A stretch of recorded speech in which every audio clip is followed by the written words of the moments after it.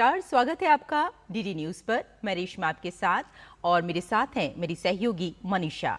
आइए अपने इस विशेष बुलेटिन की शुरुआत करते हैं हेडलाइंस के साथ। प्रधानमंत्री नरेंद्र मोदी का स्लोवाकिया में भव्य स्वागत। पारंपरिक स्लोवाक लोक नृत्य वंदे मातरम और वैदिक मंत्रों के साथ किया पीएम मोदी का अभिनंदन।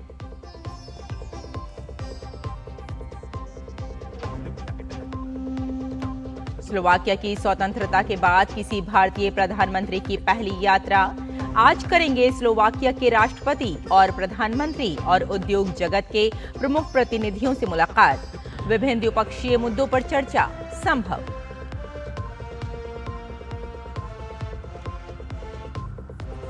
अमेरिका और ईरान के बीच युद्ध को समाप्त करने पर हुआ समझौता। शुक्रवार को होंगे हस्ताक्षर। फ्रांस, यूके, जर्मनी समेत कई देशों ने किया फैसले का स्वागत।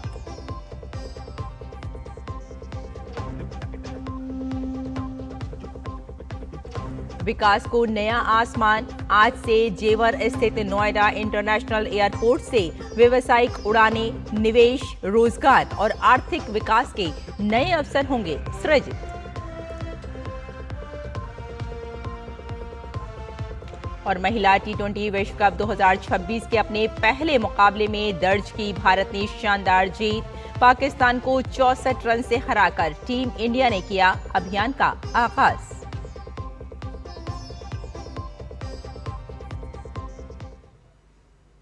और आइए अब समाचारों पर डालते हैं विस्तार से नजर।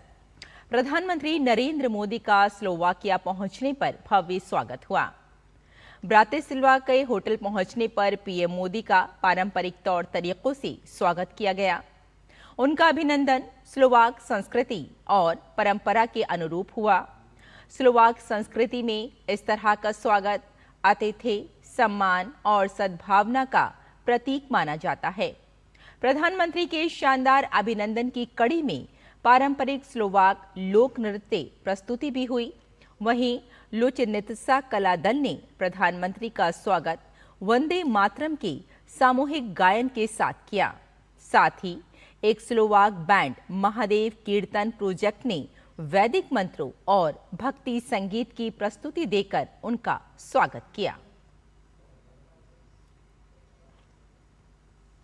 प्रधानमंत्री नरेंद्र मोदी से मिलने पर भारतीय समुदाय को लोगों ने बेहद खुशी जताई। लोगों ने इसे यादगार पल बताया।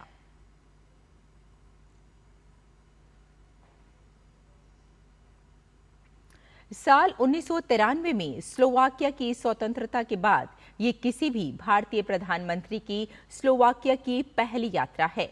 पीएम मोदी के नेतृत्व में दोनों देशों के संबंधों में काफी प्रगति देखने को मिली है। इससे पहले अप्रैल 2025 में राष्ट्रपति द्रौपदी मुर्मू ने स्लोवाकिया की यात्रा की थी, जिससे विभिन्न क्षेत्रों में द्विपक्षीय सहयोग को नया बल मिला। इसके बाद फरवरी 2026 में एआई इम्पैक्ट समिट के दौरान स्लोवाकिया के राष्ट्रपति पीटर पेलेग्रिनी भी भारत आए थे। दोनों देशों के बीच मजबूत होते रिश्तों का असर व्यापार में भी साफ देखने को मिल रहा है। स्लोवाक सांख्यिकी कार्यालय के आंकड़ों के अनुसार 2024 में भारत स्लोवाकिया द्विपक्षीय व्यापार $1 अरब को पार करते हुए रिकॉर्ड $1.3 अरब दर्ज किया गया। प्रधानमंत्री नरेंद्र मोदी की इस यात्रा से व्यापार, निवेश और ऑटोमोबाइल व रेलवे मैन्युफैक्चरिंग जैसे कई क्षेत्रों में परस्पर सहयोग की नई इबारत लिखे जाने की उम्मीद है।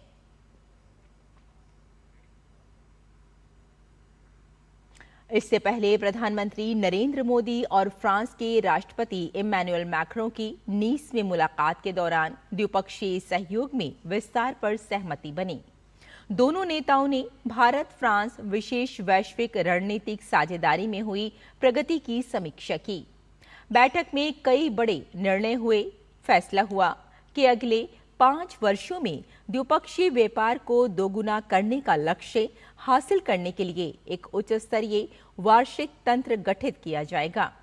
पीएम और राष्ट्रपति मैक्रों की बैठक में Bharat France innovation road map 2030 तय किया गया। दोनों देश एआई गवर्नेंस पर केंद्रित साझा एआई वर्किंग ग्रुप स्थापित करेंगे। मोबिलिटी के क्षेत्र में सहयोग बढ़ाने का भी फैसला लिया गया। भारत और फ्रांस के रिश्तों में पिछले कुछ वर्षों में तेजी से प्रगति हुई है। तकनीक से कूटनीति तक दोनों देश मिलकर आगे बढ़ रहे हैं और साझा समृद्ध भविष्य की इबारत लिख रहे हैं।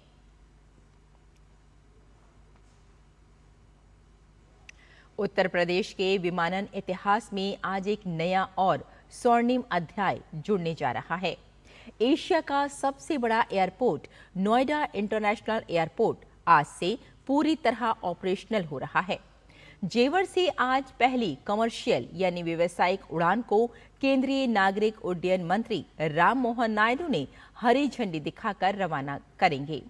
इंडिगो की पहली फ्लाइट सुबह 7:05 पर लखनऊ स्थित चौधरी चरण सिंह इंटरनेशनल एयरपोर्ट से रवाना होगी और सुबह 8:05 पर नोएडा इंटरनेशनल एयरपोर्ट पहुंचेगी। इसके बाद नोएडा से बेंगलुरु के लिए पहली वाणिज्यिक उड़ान संचालित की जाएगी। नोएडा अंतर्राष्ट्रीय हवाई अड्डे को दिल्ली एनसीआर क्षेत्र के लिए दूसरे अंतर्राष्ट्रीय हवाई अड्डे के रूप में विकसित किया गया है। इस एयरपोर्ट को यात्रियों की सुविधा और टेक्नोलॉजी पर खास ध्यान देते हुए डिजाइन किया गया है।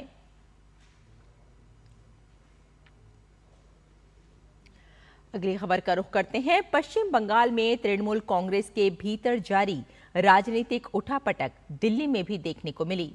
रविवार को टीएमसी के कई बागी सांसदों ने केंद्रीय मंत्री भूपेंद्र यादव के घर पर बैठक के बाद लोकसभा अध्यक्ष से मुलाकात कर लोकसभा में अलग से बैठने की मांग की। इसके साथ ही nationalist citizen party of India में विलय की भी बात कही।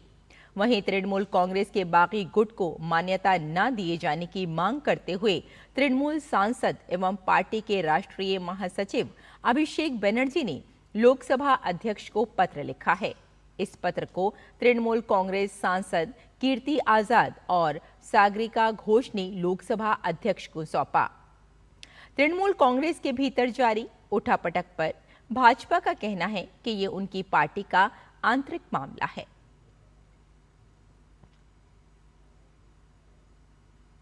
अमेरिकी राष्ट्रपति डोनाल्ड ट्रंप ने बड़ा ऐलान करते हुए कहा है कि इस्लामिक रिपब्लिक ऑफ ईरान के साथ किया गया समझौता अब पूरी तरह पूरा हो चुका है। राष्ट्रपति ट्रंप ने अपने बयान में सभी को बधाई देते हुए स्ट्रेट ऑफ हुर्मुज को पूर्ण रूप से टोल फ्री खोलने की अनुमति की बात कही है। इसके साथ ही ट्रंप ने अमेरिकी नौसेना द्वारा लगाए गए ब्लॉकेड को भी तुरंत हटाने का निर्देश दिया है। राष्ट्रपति ट्रंप के मुताबिक उनका ये बड़ा फैसला अंतर्राष्ट्रीय समुद्री मार्ग को खोलने और वैश्विक तेल आपूर्ति को पूरी तरह सामान्य करने की दिशा में एक बड़ा कदम है।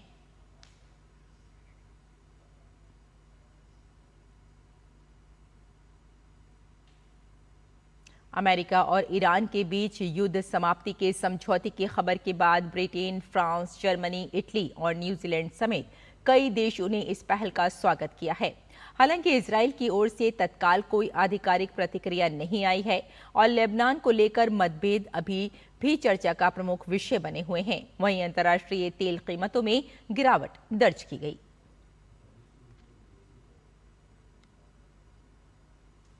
और महिला टी20 क्रिकेट विश्व कप 2026 में भारतीय टीम ने जीत के साथ अपने अभियान की शुरुआत की। भारतीय टीम ने अपने पहले मुकाबले में पाकिस्तान को 64 रन से मात दी। रविवार को खेले गए मैच में भारत ने पहले बल्लेबाजी करते हुए 170 रन बनाए। जवाब में पाकिस्तान की टीम 17 ओवर में सिर्फ 106 रन बनाकर आउट हो गई। भारत के लिए दीप्ति शर्मा ने 5 विकेट लिए और वे महिला टी20 क्रिकेट में सबसे ज्यादा विकेट लेने वाली गेंदबाज बनी।